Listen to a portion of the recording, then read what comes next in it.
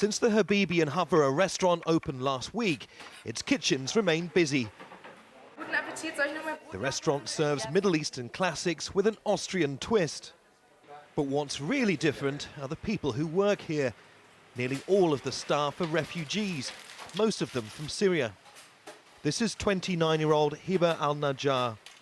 She fled Damascus with a group of friends, spending a month on the road trying to reach Northern Europe. Can you imagine a place you grow up in and you can do whatever you want, anytime you want? It's totally destroyed and ruined, so no life anymore in Syria. But the job's given her a sense of optimism about the future.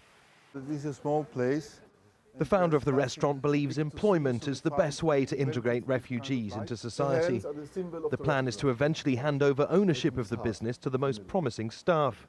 First of all, the argument shops, they work together with an Austrian staff, with an Austrian chef in the kitchen, an Austrian chef in service, and they learn how business works in Vienna or Austria.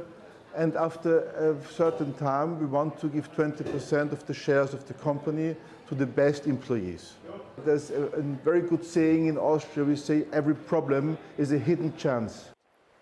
According to the International Monetary Fund, the arrival of refugees in Austria and neighbouring Germany is likely to raise economic growth, providing they're well integrated into the job market. Austria used to have an open-door policy towards refugees.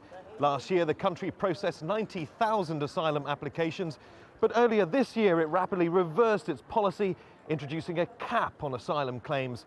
Rising unemployment has also contributed to concerns about the impact refugees are having here. The concerns have led to growing support for the country's anti-immigration far-right Freedom Party, whose candidate came top in the first round of the presidential election. The next round's later this month. But many economists say the fears are largely unfounded, with the long-term gains outweighing the short-term challenges. These costs have to be carried by the Austrian population in the short run. In the longer run, there is the possibility that this is repaid by their contribution to the growth of the Austrian economy. The owner of the restaurant's hoping to use the same business model to employ even more refugees in different industries.